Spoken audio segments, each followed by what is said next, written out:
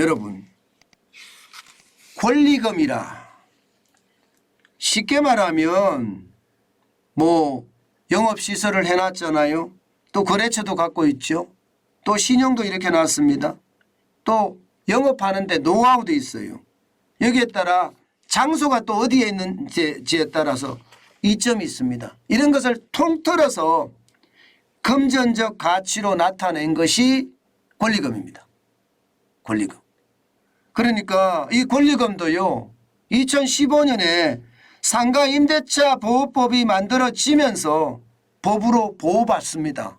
이제는 보호받습니다. 이게 함부로 주인이 쫓아낼 수가 없어요. 함부로. 이게 상가임대차 보호법은 10년이라는 긴 기간이기도 하고요. 이게 본인이 들어온다고 상가에 있는 주인을 나가라 이렇게 할 수도 없습니다. 무조건 10년을 가고요. 1년에 5%씩 올릴 수 있는 게 전부입니다. 그런데 이 상가도 말입니다. 권리금을 못 받는 경우가 있습니다. 이 상가도요. 이게 여러분 보시다시피 가게 시설 다 해놓고 이런 것들 말입니다. 권리금을 못 받으면 어떻게 돼요? 오히려 원상복구비가 엄청 들어갑니다. 엄청 들어갑니다. 그럼 우리가 권리금을 어떻게 하면 받을 것인지 여기에 대한 생각도 반드시 해야 돼요. 자칫 잘못하면 큰 코 다칠 수 있다는 것. 그리고 여러분들 중에 또 창업을 하려고 하시는 분들도 계실 거예요. 요즘 같을 때. 물론 창업의 달인이면 자영업자를 굉장히 오랫동안 해서 달인이면 이 위기 때가 기회라고 생각을 할 수가 있습니다. 그런데 지금 은퇴한 사람들, 지금 막 은퇴한 사람들이 집에서 놀기 못하니까 창업하겠다. 그러면 그 돈 다 날립니다. 게다가 막무가내식으로 불나방 창업을 하면요 더 빨리 망합니다. 그중에서도 계약관계가 잘못돼서 최악을 겪는 경우도 있으니까요. 권리금조차도 못 받고 쫓겨나는 경우가 있으니까 반드시 권리금을 못 받는 경우를 생각하고 거기에 따른 계약도 해야 된다. 저는 이렇게 생각합니다. 첫 번째 권리금을 못 받는 경우입니다. 이게 쉽게 말하면 세입자가 아닌 전차인 경우라고 이야기할 수 있습니다. 세입자가 아닌 전차인 경우. 이 전차라는 게 여러분 전대차를 말하죠. 다시 말해서 여러분 세입자에게 다시 세입을 받은 것을 말합니다. 이것은 기본적으로 말입니다. 건물주와 세입자를 뜻하지는 않습니다. 임대차 관계 이러면 건물주와 세입자의 관계예요. 그런데 임대차 여기에 건물주와 전대차하고는 관계가 없습니다. 다시 말해서 건물을 누가 세를 받았는데 이것을 나눠서 내가 전대차로 들어가는 것은 권리금을 아예 못 받는다는 사실. 법적으로도 아예 못 받습니다. 법적으로도. 이게 전대차 관계라는 자체가 없습니다. 임대차 관계법은 있는데 전대차 관계법은 없습니다. 그렇기 때문에 보기는 비슷해 보이는데요. 세를 받은 사람이 또 세를 주는 거잖아요. 이 경우는요. 어느 누구에게도 받을 수 없어요. 세를 준 사람에게 권리금을 달라 법적으로 성립되지 않고요. 건물주에게 권리금을 달라 이것도 법적으로 성립되지 않습니다. 오히려 말입니다. 세입자가 권리금을 받을 권리가 있습니다. 받을 권리가 있는 건 아니고요. 세입자가 받을 수가 있습니다. 받을 수도 있습니다. 그러니 여러분 이것은요. 어떤 소송도 불가능하고요. 반드시 전대차는 안 하셔야 된다는 것 분명히 말씀드립니다.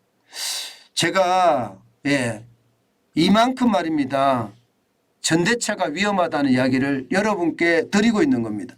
이 식당을 전세 나간 것을 다시 전세받는 경우인데 그 경우는 최악이다 이런 뜻입니다. 게다가 두 번째 경우도 있습니다. 법률상은 임대차 세입자지만 위법을 저지른 경우입니다. 위법을 저지른 경우가 뭐가 있을까요? 건물주에게 임대료 연체를 3기 이상 하잖아요. 3기. 3번. 3번 이상 하잖아요. 그러면 이게 받을 수가 없습니다. 임대료 연체를 하면 최악이에요. 임대료 연체는 절대 하면 안 됩니다. 이게 3기 이상이에요. 3기 이상. 그렇게 하면 권리금 회수가 아예 어렵습니다. 지금 임차료를 안 주면서 내가 이게 임대료를 이게 권리금을 받으면 주겠다. 이 말이 성립이 안 된다는 뜻입니다.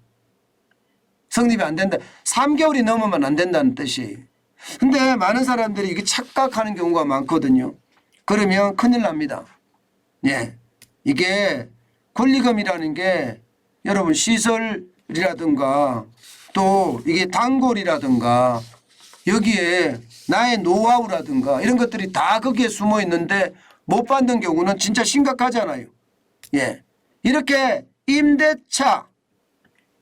임대료를 3기 이상 안 준 것도 이게 권리금 회수가 어렵지만 또 있습니다. 여기는요. 위법을 저지른 경우에 또 있습니다. 예를 들어서 무단 전대를 하잖아요. 무단 전대. 이게 세입자한테 건물주에게 이야기 안 하고 내가 건물주한테 세입을 받았는데 이 세입을 내가 무단으로 건물주의 동의가 없이 하잖아요. 그러면 세입자도 전대를 받은 사람도 못 받는 거고요. 임대차를 한 사람도 못 받습니다. 이것도 불법이기 때문입니다. 불법을 저지르거나 위법을 저지르면 안 됩니다. 게다가 시설물을요. 건물주의 동의 없이 무단으로 변경한 경우도 안 되고요. 훼손한 경우도 안 됩니다.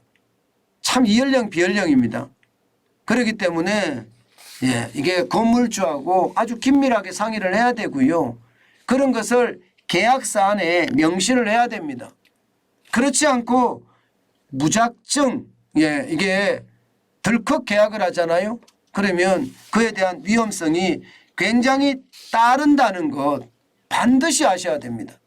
반드시 하지. 그러니까 세입자가 위법을 저지르면 반드시 권리금을 받지 못한다는 사실 아셔야 된다. 그 말씀 다시 한번 드리고요. 그 다음에 세 번째라고 해요. 크게 세 번째는요. 세입자가 권리금 회수를 위한 노력을 하지 않는 경우입니다. 이게 무슨 말이냐. 세입자가 권리금 회수를 하려고 그러면요.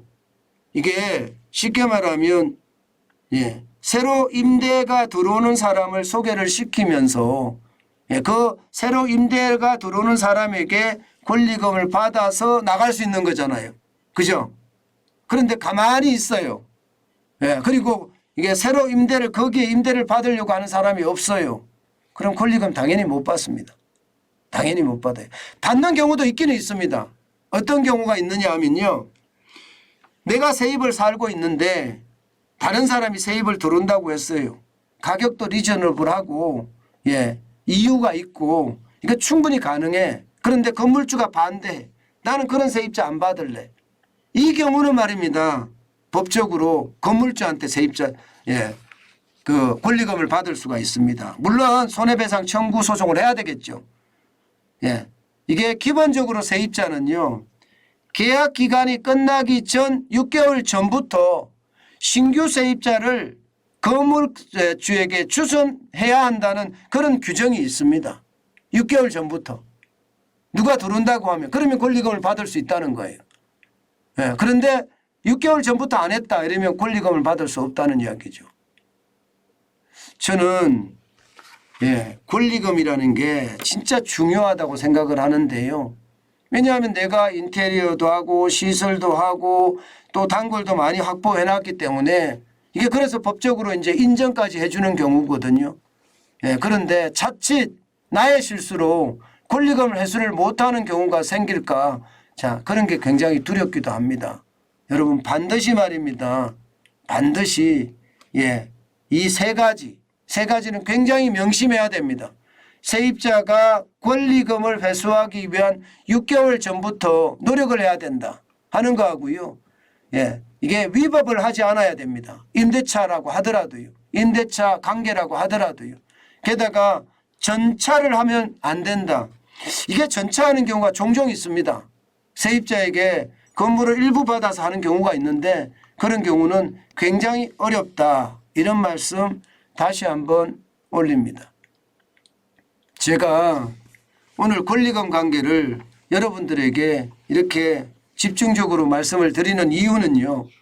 많은 구독자분들이 저에게 전화를 해서 권리금 못 받는 경우가 어떤 경우가 있는지 좀 알아봐 주시죠. 그렇게 이야기를 하시면서 컨텐츠를 만들어 주셨으면 좋겠다 해서 오늘 제가 만든 거거든요.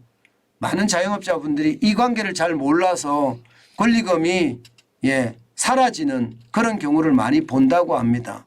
그렇기 때문에 이 세 가지, 크게 세 가지로 제가 말씀을 드렸는데 이 세 가지를 명심을 하고 있으면 권리금에 대한 문제는 나름 해결될 수 있다 이런 얘기입니다. 오늘도 이게 생업 현장에서 많이 뛰시는 여러분들이 계실 거예요. 이 권리금에 대한 내용 그분들에게 조금이라도 도움이 됐으면 좋겠습니다. 여러분 언제든지 필요할 때요. 관련된 이야기를 여러분들이 주시면요. 제가 이렇게 조사를 해서 또 그 내용을 가지고 여러분들에게 컨텐츠를 만들겠습니다. 언제든지 나는 이 내용에 대해서 꼭 필요해 그런 생각이 드시면요. 저희들에게 연락을 주시면 좋겠습니다. 그러면 편안하게 방송을 보면서 컨텐츠를 볼 수 있는 그런 묘도 살릴 수 있으니까요. 아셨죠? 어쨌든 모두들 화이팅 하시기 바랍니다.